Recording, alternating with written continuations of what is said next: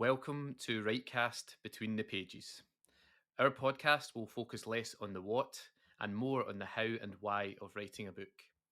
Of course, we'll still focus on what our guests write and discuss books, but we'll examine the things that happen behind the scenes, the book of you, the writer. The trials and tribulations, the rejections and the successes. We'll explore deeper and with greater insight the author's psyche and process and the person beneath the book. Hosted by Stuart and Florianne, we'll welcome guests to discuss all of the above, and we hope that the conversations we have will be relatable for all who listen. Welcome to WriteCast.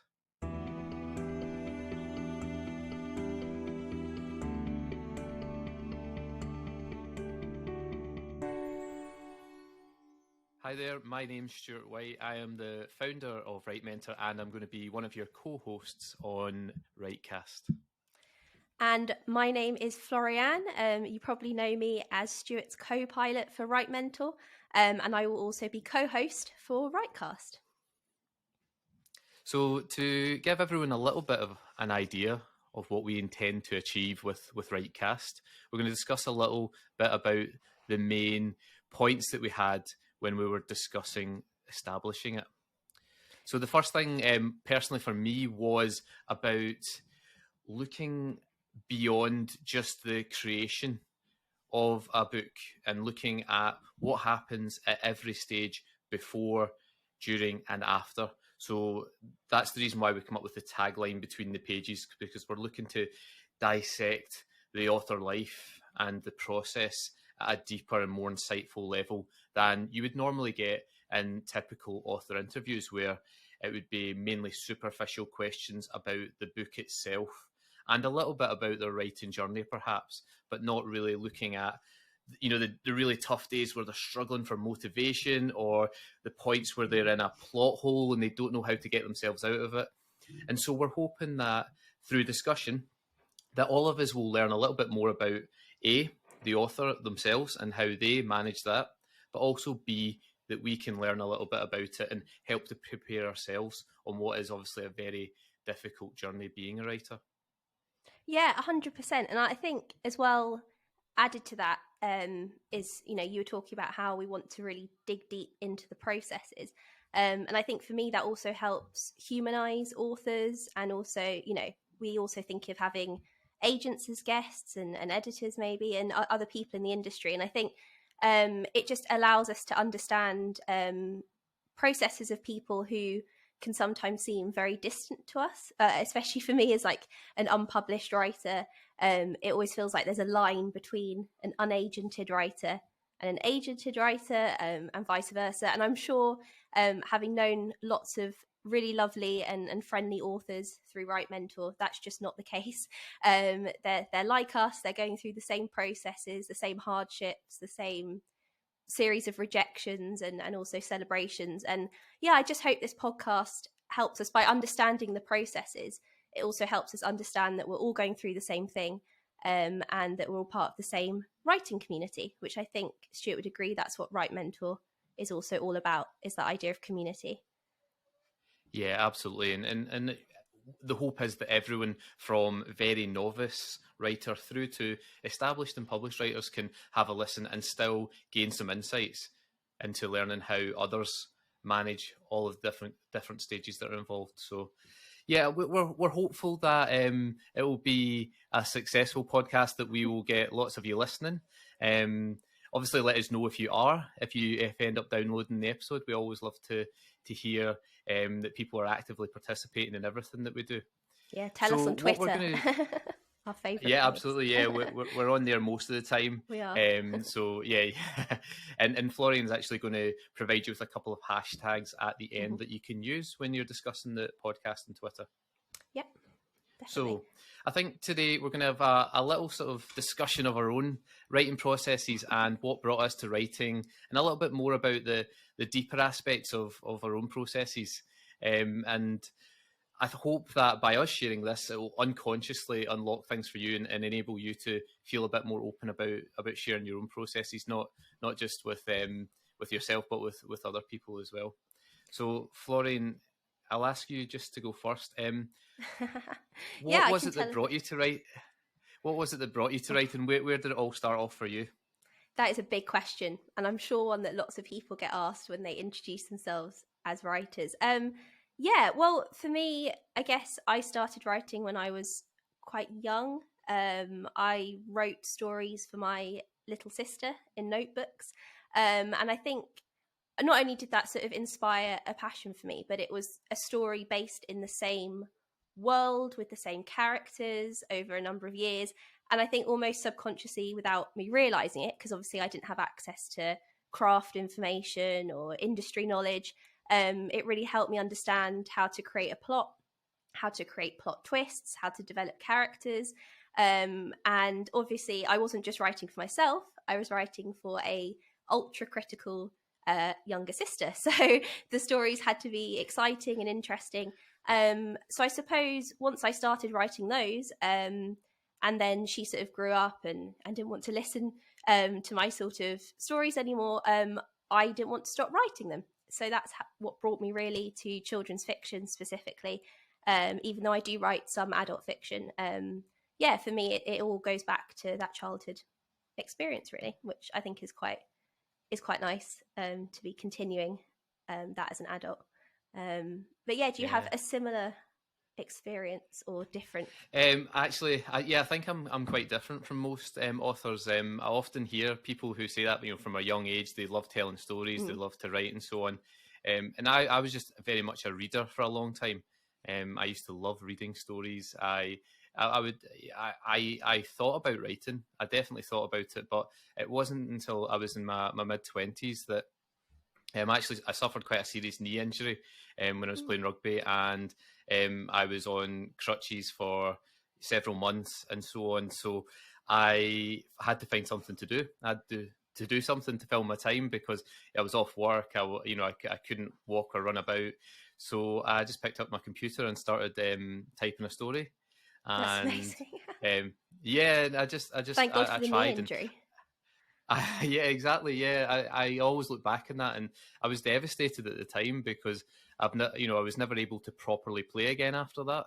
But something much better came out of it, something that I'm much more excited and passionate about.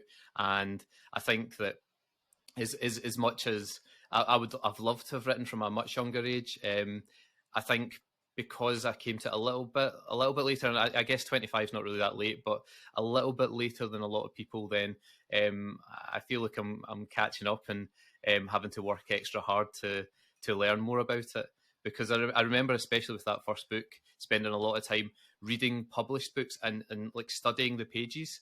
I Mm-hmm. remember when I first started, I didn't know how to lay out dialogue, for example. And so I would open like published books and basically copy how they did dialogue. And for a long time, I really wasn't sure about how to do a lot of things. And that, of course, was before I signed up for any courses or started looking online for help there. So yeah, that was my starting point. And as I say, ever since I've never been able to let go. I've got the bug now, and I don't think I'll stop. But yeah, it required, I think, that large inciting incident to force me, to really focus on it and to get started. And although it was unfortunate at the time, I'm grateful for it now in retrospect. That would be actually really interesting when we put the hashtag out on Twitter. We're going to ask you, the listeners, why you started writing, whether you did have that big, whether there's others that had that big inciting incident. Because obviously, for my story, there wasn't that one moment that I can pinpoint. It's just a continuous experience of writing. But there must be other people, like having a kid, or moving to a new place, or there must be other situations that mirror yours, and that is really interesting. That gives people that push towards writing. Yeah, I think so, and we all get into it in our own way, and that's good. But you're right; it'd be interesting to hear. So please do share that with us if you have any, even if it's not, if you don't think it's that interesting, we still want to hear about it. If you have a nice story on how you got into writing initially. Yeah, it doesn't have to be very So dramatic. It can be yeah, absolutely, yeah, it doesn't need to be as a dramatic quiet as that. story.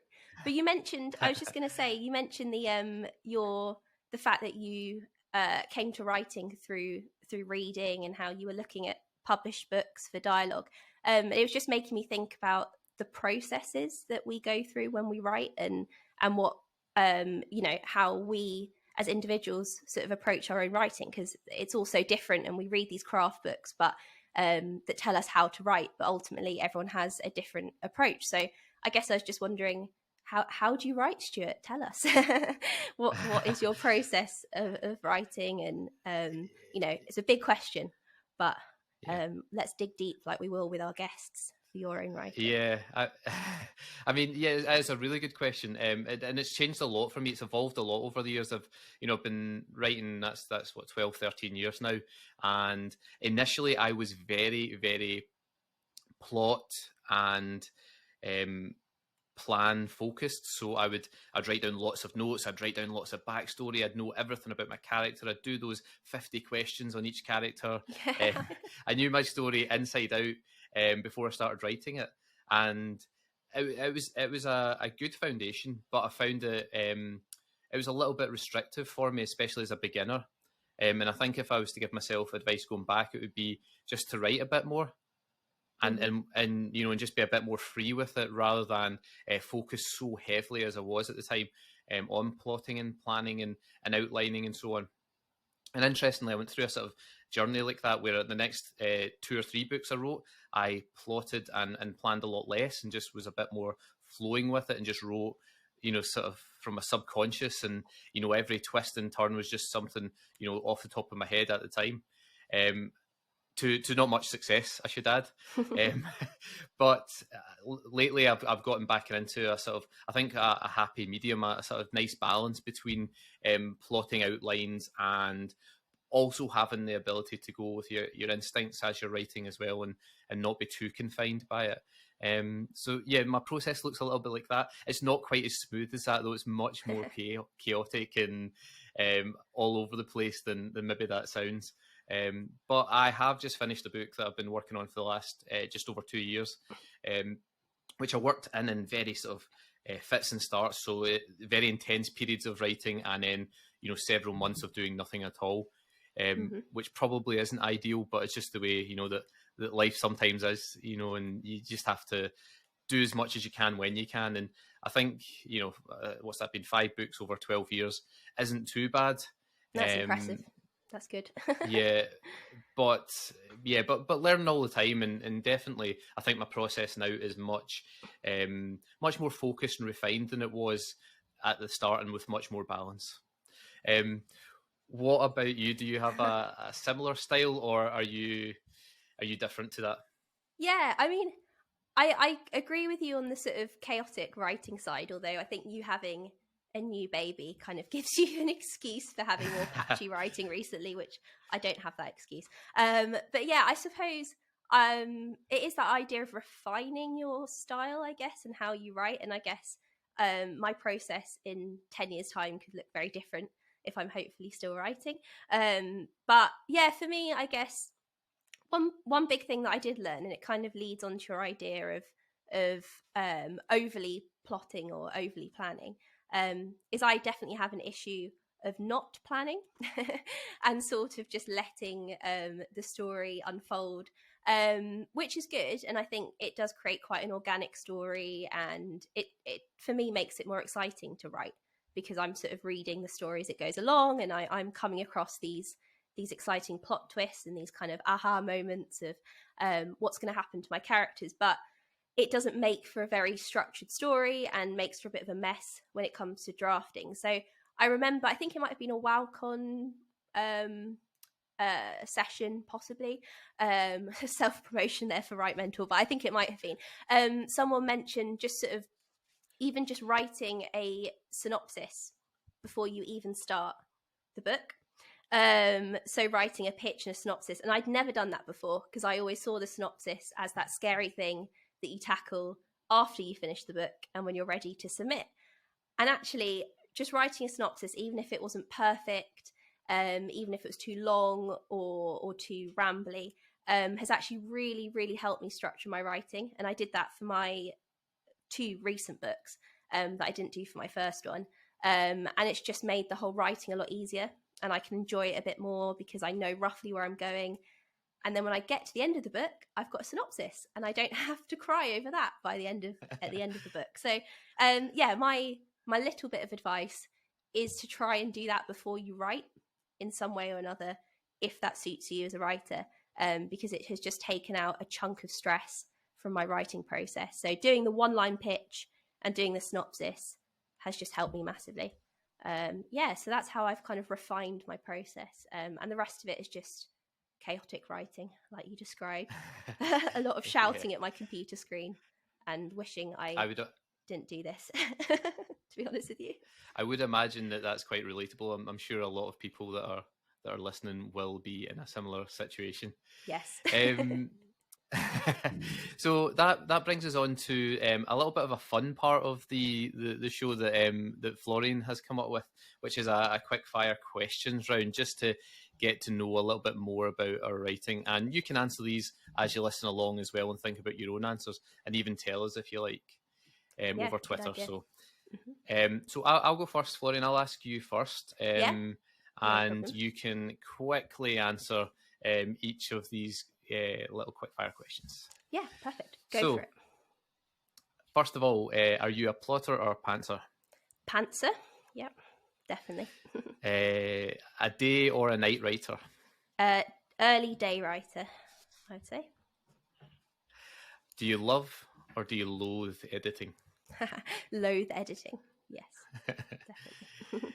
What is your favourite writing snack and drink? Favourite writing snack would be donuts or chocolate or anything sugary. Sorry, Stuart. And favourite writing drink would be boring water or tea if I'm feeling exciting. Brilliant. Are you a handwriter? Do you scribe the old-fashioned way with a feather and some ink, quill. or do you or do you type on the computer?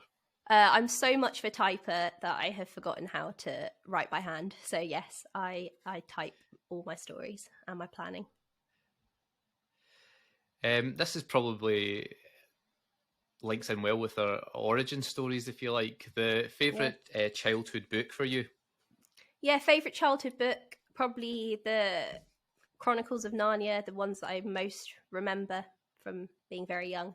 And I think, this would be, as a side note, a very interesting question to find out from listeners, because I do think childhood books make a big difference on our current writing. So definitely share those, and even why that has inspired you or why that's your favourite. What is the best thing about writing for you?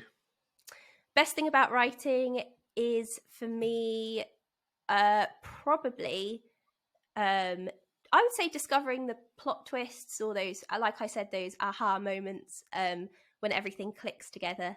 I hate maths, but I quite like the logic of writing and putting together puzzle pieces, which is unusual. So yeah, bit of a long answer, but that's my answer for that one.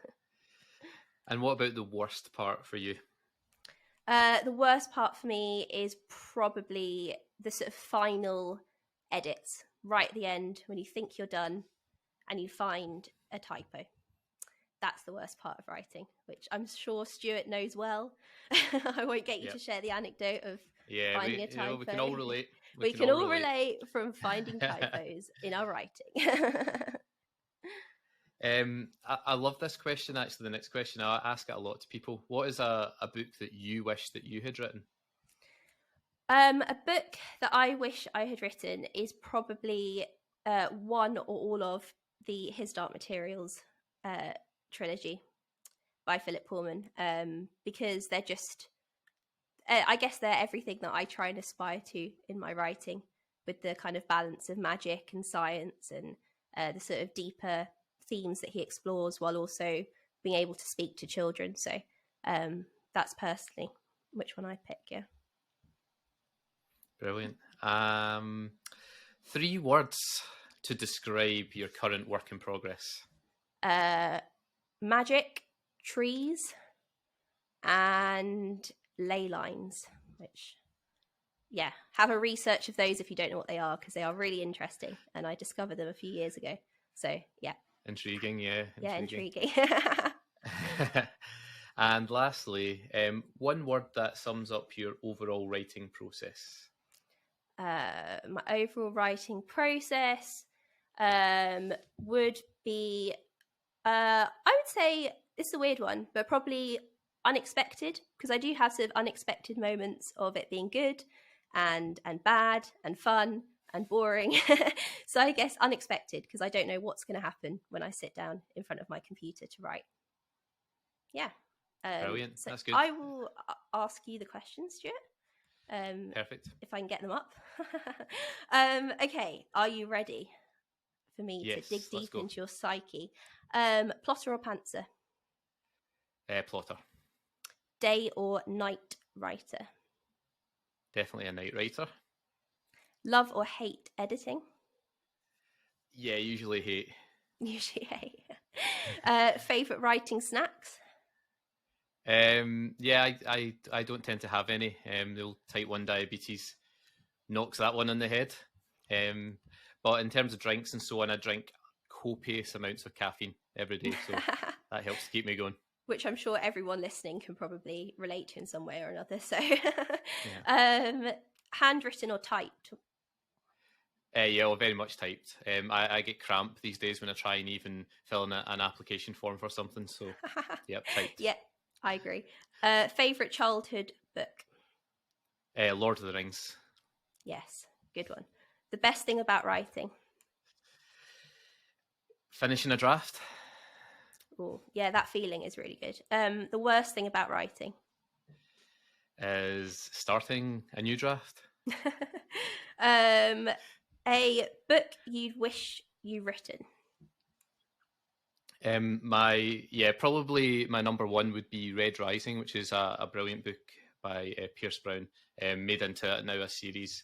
I love that book. It's just everything about it is what I would aspire to be as a writer, and I hope that one day I can produce a book that other people love in the same way.